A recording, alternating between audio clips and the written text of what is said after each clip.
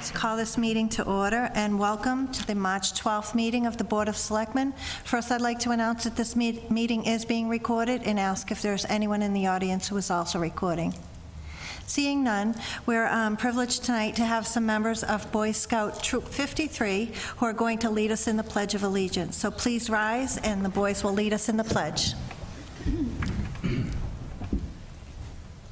I pledge allegiance to the flag of the United States of America and to the republic for which it stands, one nation, under God, indivisible, with liberty and justice for all.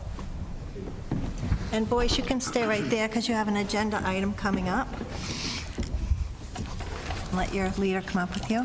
We have no one signed up for public comment. We have no presentations or public hearings. We have no communications. Under Board of Selectmen General Items 5A, we have a seasonal open air license on town property for Boy Scout Troop 53 flower sale at the Auburn Fire Station at 47 Auburn Street, held May 11th through May 13th. In your packet, you have the application, the waiver of liability, as well as an email from the chief. Good evening. If you want to identify yourself for the record, please, and just tell us a little bit about why you're here tonight. Hi, thank you. My name is David Keys. I'm the Scoutmaster for Troop 53 in Auburn, and we're here to apply for the open air license and get approval. We're looking to do a flower sale. We have an annual flower sale that we do, and we'd like to do it at the fire station on the side parking lot where we normally do it. I've spoken with the chief, and he said that it's no problem, and we just need to get the approval with you. And hopefully, where we're a nonprofit, we can waive the fee also. Great, thank you. Thank you.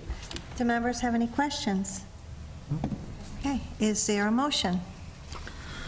I'll make a motion that we approve the license, provided that all applicable requirements of the state and town and any of its departments, boards, and commissions have been fulfilled. Said license is subject to all conditions stated upon it. Failure to comply with any and all conditions shall invalidate the license and render it null and void. Is there a second? Second. Any discussion? All those in favor? Aye. Any opposed? So voted. Is there a second motion? I'd like to make a motion that we, the board approve waiving the fee for this event. Second. Any discussion? All those in favor? Aye. Any opposed? So voted. Mr. Keys, if you want to have your scouts just introduce themselves and say hi, and then you can be on your way. Thank you very much. I You're appreciate welcome. it. And thank you for approving it. Hey guys, why don't you go up? I'm Sam Elwell. I'm a Life Scout. I'm Gabriel Lazarek, and I am a second-class scout. Hi, I'm Joshua Anderson. I am a Life Scout. Hi, I'm Kyle Gies. I'm a Star Scout. Hi, I'm Benjamin Anderson. I'm a First Class Scout. Great. Thank you, boys, for putting on your uniforms tonight and coming in and representing your pack. And we wish you well in your flower sale. Thank you. Thank you. The next item we have is a proposed zoning bylaw, bylaw amendments to the RMD bylaw by citizens petition for the May 1st, 2018 annual town meeting. It would be a vote to transmit the proposed amendments of the RMD zoning bylaw to the planning board for the required hearing in accordance with Mass General Law, Chapter 48, Section 5. Mr. Holstrom.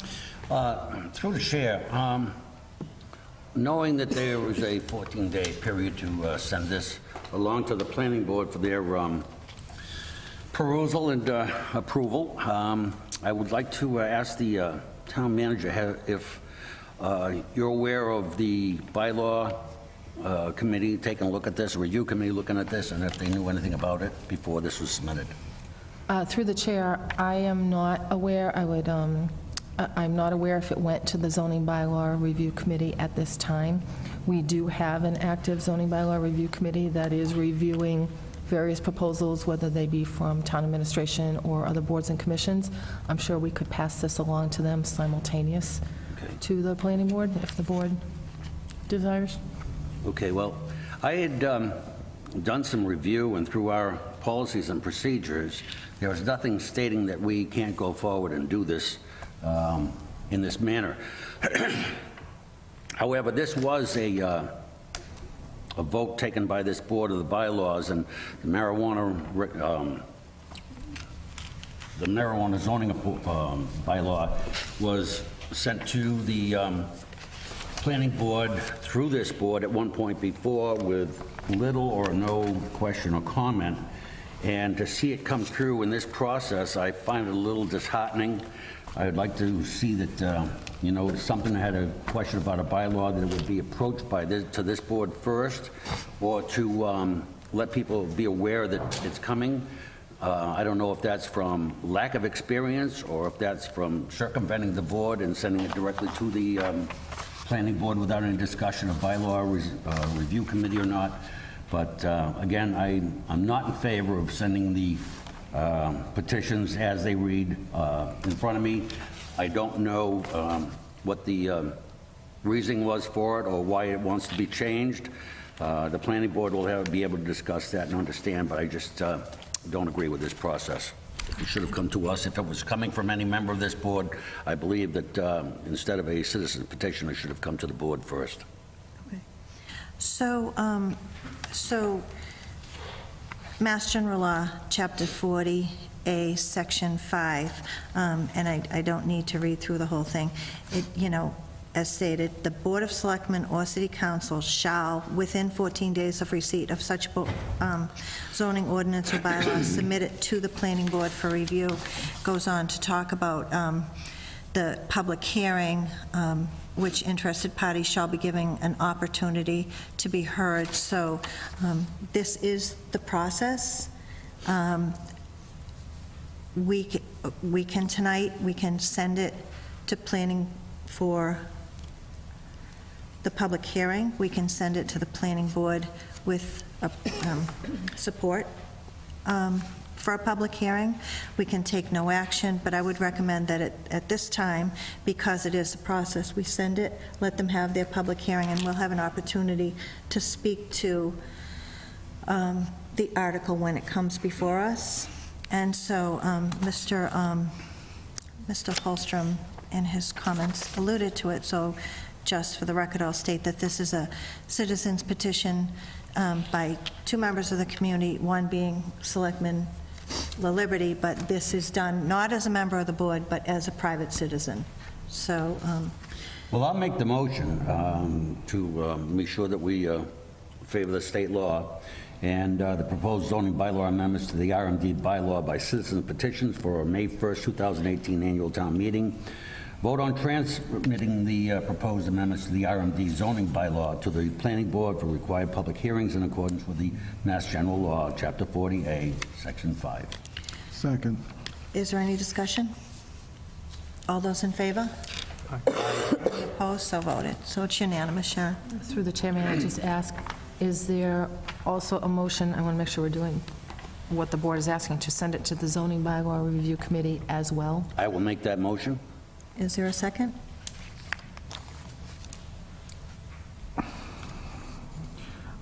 I will second it, but it appears we'll have a split vote.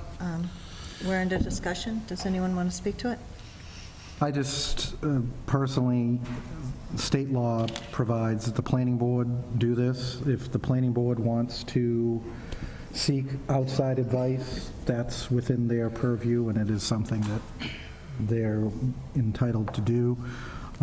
There's certainly nothing stopping any member from handing any of this to that committee if they so choose, but state law specifically gives the authority to the planning board.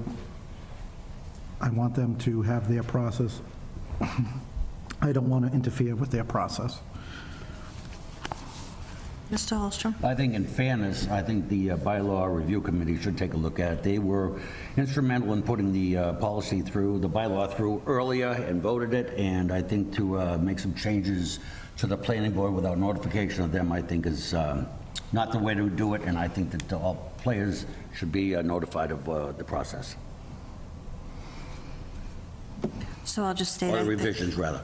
I seconded it for discussion because I think it's important for board members to have discussion. But as I stated when we began, this is a process. We may not like it, but this is the process. So, all those in favor? Aye. Opposed? Aye. So voted. The next item would be gift acceptance, which we have none. We have no proclamations.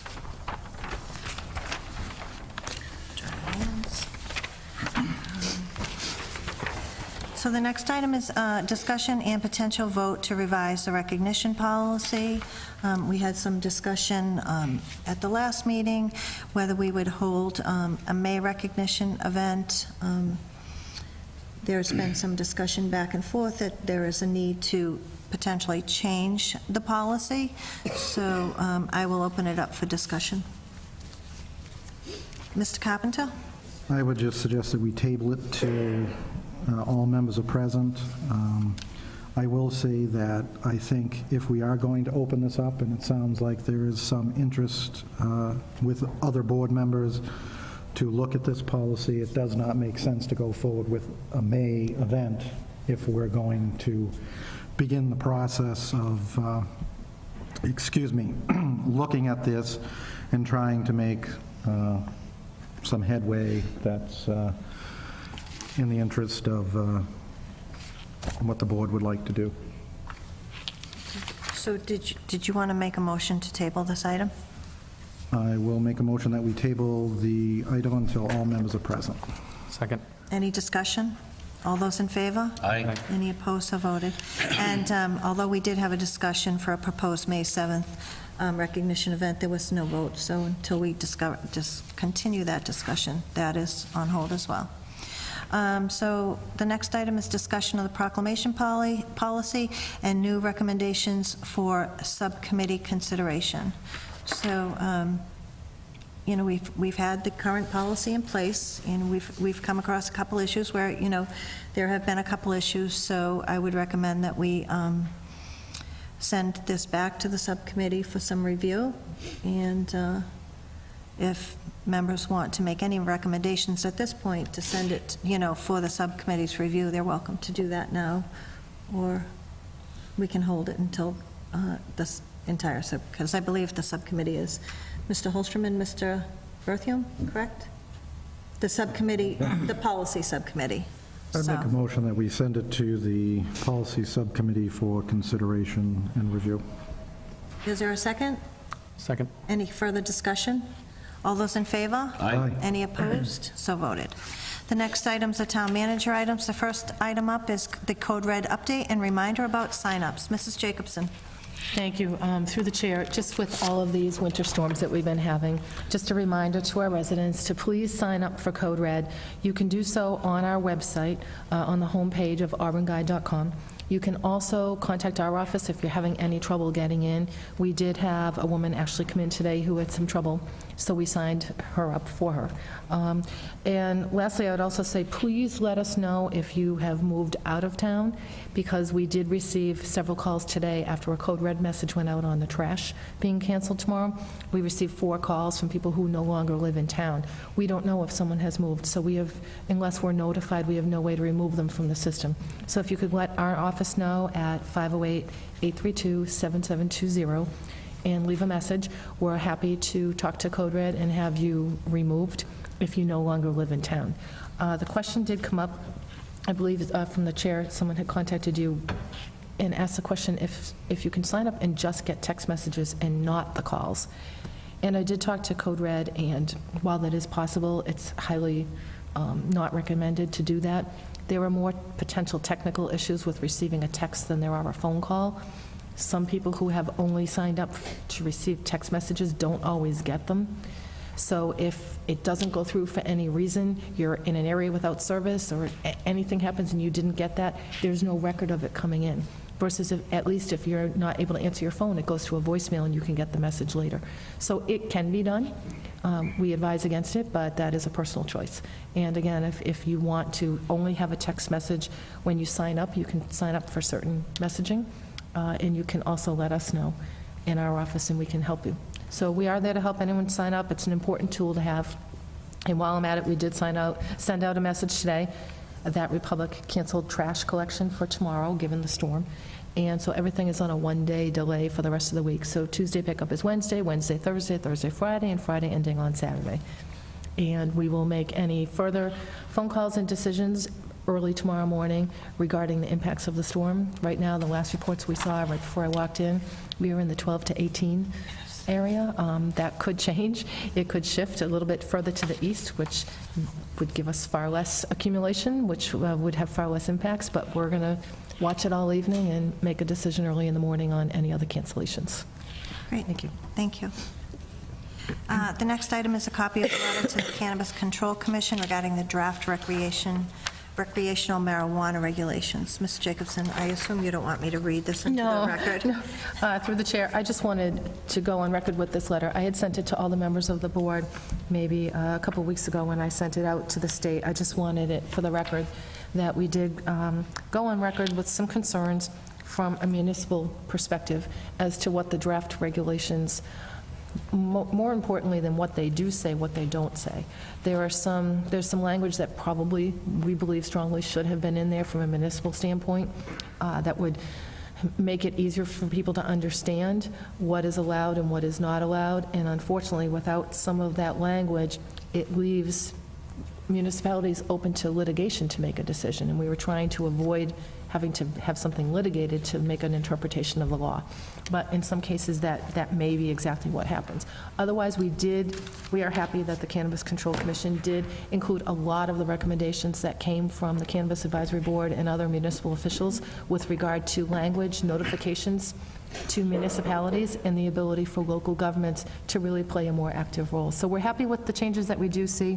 Wish there had been a few more, but, you know, we made some progress, and we'll continue to work with them. Thank you. Do any members have any comments?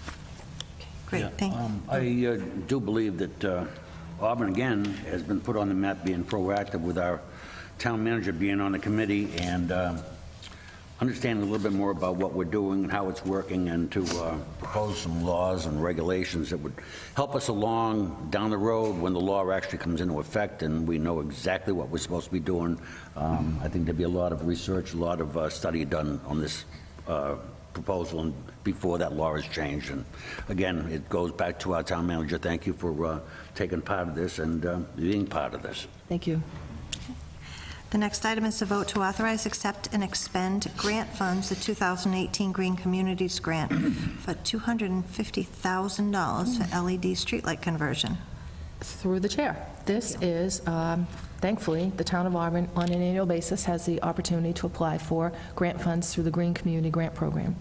We have received 3 grants to date from the Green Community Grant Program since we were designated as a green community in June of 2012. And you have to complete all of the elements of your grant projects prior to being eligible to submit for the next round. So I want to thank and acknowledge Matt Benoit, our town planner and energy manager, for the great work he's done. This is a very comprehensive, very complicated process to get these projects done, finished, and get this grant application in. So he's done a great job. We're eligible once again to apply. The maximum grant amount you can apply for is $250,000. We looked at all of the different potential projects that we had, both through energy audits and other analysis of our facilities, to see what would have the shortest payback for replacement or upgrading of certain equipment or lighting or HVAC systems, because the state basically, it's a competitive grant, and when they look to make their grant decision, they look at the payback period. So if the payback on a project is 3 years, it has a much higher probability of getting funded through a grant than if the payback is 30 years. So we have been working off of our list now for 3 years, and we've really whittled away at those shorter payback period projects. We're almost done with those. But the project that we have now pending, you had all heard about at the town meeting, because we did have an article on town meeting to allow us to go forward and start the analysis and the audit for the LED lights. I'm looking at Matt again. He's working on this LED streetlight conversion. So we had, in the fall town meeting, received approval to do that. We are in line to get a state grant to offset some of the costs of the LED conversion, but the cost to the town, after all the grant funds were in place, was going to be $287,000. And we did say that we would come back at the spring town meeting and put an article on for the remainder to allow us to do this. And again, the payback on this is about 3 years. 4. I can see that, too. It's about 4 years. Thank you, Matt. So what we wanted to do is apply for the grant funding for $250,000, which is the max. If we get it, the article that we would need for the annual town meeting warrant would be reduced by the amount that we've received for a grant. So we, simultaneous to this, have an article on the warrant as a placeholder. It's there. If we get the grant, we won't need to go for the whole thing. If we get a portion of the grant, we'll reduce that portion of the article. So this could potentially save the town up to $250,000. So we're just looking for authorization to apply for, and if we get this, expend these funds. Do you know the timeline on this, whether, I mean, it is a short window to town meeting. Would you It expect is. that you would hear by town meeting? Likely not. The last couple of years, the grants have been announced in June, so we would most likely have to go forward with the article and then make it clear that we would reduce it by whatever grant funds came in. Are there any questions? Yes, Mr. Holstrom. You know, through the chair, I've seen some of the cars coming around and people looking at poles and lights, so I think that if we can get this grant approved, I think they're going to be able to hit the ground running, because I think they're already in process of taking a look around and evaluating the equipment, and I think we're going to be in great shape, so that will be a good project for the town. Anything else? Is there a motion? Make a motion that we authorize, accept, and expend grant funds from the 2018 Green Communities Grant up to $250,000 for LED streetlight conversion. Is there a second? Second. Is there further discussion on the item? Hearing none, all those in favor? Aye. Any opposed? It's unanimous, Sharon. And the next item is a copy of the article from the Beacon to March 2018.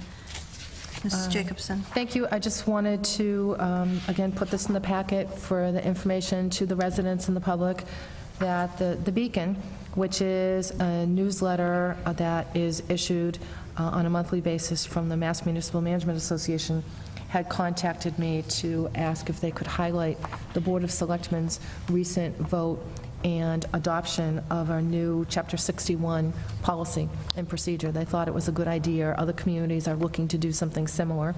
We are not the first community to do this, but they liked what they saw in our policies. So they did highlight it in their March edition of the Beacon. So I just wanted to bring it to your attention and thank the board again, because as a reminder, you had given me that as a goal for this past year. So I appreciate the fact that you recognize that was an important issue to get done, and that I thank you for your vote and support to get it into place. So we are in better position now. Should we receive any kind of 61 notifications, we at least now have a very good process that we can follow. So thank all of you. And I'll just state, like, similar to our financial policies and our audit, communities throughout the Commonwealth are looking to Auburn to adopt policies. So, well done. Through the chair, for people that may not know, would you explain what the Beacon is and who publishes it? Sure. The Beacon is a quarterly newsletter that comes out from the Mass Municipal Association, the MMA, which is an association made up of several other associations, including the Massachusetts Managers Association, the Massachusetts Finance Association, Massachusetts Mayors Association, the Mass Selectmen's Association, I believe the Personnel Association. There are quite a few subgroups to the MMA, and they are focused on advocating for and on behalf of municipalities across the Commonwealth. And the Beacon highlights different initiatives and programs that are taking place across the state that may be interesting to other communities to learn, best practices, see what other communities are doing, and just try to get different ideas and employ those ideas. So since that article came out, 2 other communities have contacted me for copies of our policy. And again, our policy we put together based on some other communities that had done this similarly. So we like to share best practices. Why reinvent the wheel? If you can share something with someone, it's a good way to do it. So the Beacon does come out on a monthly basis. We have copies of it in our office if anyone's interested in ever seeing the Beacon, and I believe We do receive it in as well. our folders. Yep, but it's a good publication. They do focus on best practices and things that are taking place on multiple levels. A lot of it is legislative and policy. And that puts Auburn back on the map again, and we thank you for that. Thank you. Anything else on this item? And the final town manager item is the Worcester Magazine article. Ms. Jacobson. Again, we were excited to see this article. Stephanie Campbell was the author, and I think she did a great job. The Worcester Magazine has been doing a series where they've highlighted various towns in central Massachusetts. So they actually contacted me to do an article on Auburn and Leicester. They cover two communities generally in their issues. And they had a set of standardized questions that they ask every community, but the answers are definitely not standard, they're individualized. So I thought she did a great job in capturing the spirit of Auburn and the flavor of what it is we're all trying to do and what the board's trying to accomplish with the different projects and initiatives that you all take on, as well as town administration. So I think she did a very nice job. It's a nice article. We're actually going to be using it as part of our marketing materials under economic development. It's a really good piece for us to get out to potential businesses looking at the area. It's also a great piece to get out to potential home buyers and residents that may be looking to build a home here in Auburn or move to Auburn. So we think it came out great. Great, thank you. Anything on this? Okay. Do you have anything else? No, I'm all set. Thanks. Great, thank you. So the next item is tabled items, and this will continue to be tabled. We had the draft code of conduct that the board sent some recommended changes. That is still before the subcommittee, so once they meet, we'll bring it back to the board. If I may, I have spoke to the other member of the subcommittee and given him comments, and we've talked a little bit about it, and he will be in touch at some point in the next week or so maybe we can get this back on the board and continue through with this to get it done. Great, thank you. Under Board of Selectmen member items, Mr. Holstrom, you have the WRTA Senior Center Shuttle Service. Well, I had the opportunity to be to meet some seniors at an event probably about 3 weeks ago. And a lot of them were discussing how they could get back and forth to appointments, to shopping, other things that they would need because they don't have the transportation available to them. I spoke with one woman, and she said that a taxi from Auburn to Memorial Hospital, round trip, was $48. And that's through a cab. And what other options she had at the time or what discussions she had with anybody, I'm not sure, which kind of prompted me to go down and ask some questions about how we can save people transportation money, also make it available to them so that they can get to be where they have to be, doctor's appointments and what have you. I came up to Town Hall and I was able to get a hold of a schedule and some of the costs of what the transportation is. And for seniors 60 and older, they're able to get a hold of the senior center and schedule transportation for them to get around to doctor's appointments and shopping, what have you. There are regular schedules, but there are also other times where they can call. And it's not only for people in the senior center at Kateri Way, it's also for 60-year-old, 60-year plus around town. So if you live on Packagug Hill, if you live on Prospect Street, if you're 60 plus and you need transportation, you get a hold of the senior center and they will make transportation available for you. They do have some restrictions on Mondays and Fridays, but most of the time, Tuesdays, Wednesdays, and Thursdays is their best time to get out and moving around, but they will make those arrangements otherwise. Again, if you need any information, you can get a hold of the Senior Center, or you can call the Selectmen's office here at Town Hall, and that information will be available to you, and they will help you through the process of getting a hold of somebody to make that transportation available for you. Thank you. Thank you for bringing this subject up. The WRTA and the Senior Center Shuttle Service has been available, so if you can just elaborate a little bit about the process and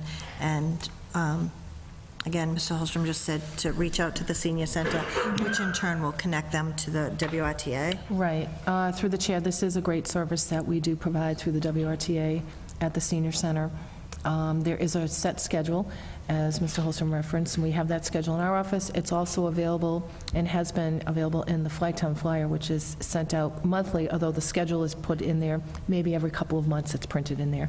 We also have an outreach coordinator, Usha, who has gone to various locations around Auburn and informed the seniors about this service that's available to them and given them the information they need. So they can contact the senior center if they want any additional information on this. I just want to note that if you need to schedule transportation service, it has to be done through the WRTA. They're the entity that actually does the scheduling, but we can certainly put you in touch with the WRTA. And there is a set schedule, Monday through Friday, and they go to certain places at a certain cost. I also want to mention there's ADA accessible transportation, and if you're eligible for various reasons for this type of transportation, it's additional transportation options available to you beyond the shuttle. And again, that can be done through an application through the senior center or the WRTA. So it is a great program. If anyone is not aware of it or has any questions, please let us know. Great. Thank you. Thank you, Julie. Thank you for bringing that forward so we can remind people again of the services available to them. Is there any additional public comment? Seeing none, we have the minutes from February 12th, 2018. Do any members see any corrections or omissions? Seeing none, the chair will accept them as written. Do members have anything else before the board tonight? Seeing Motion to none, adjourn. is there a second?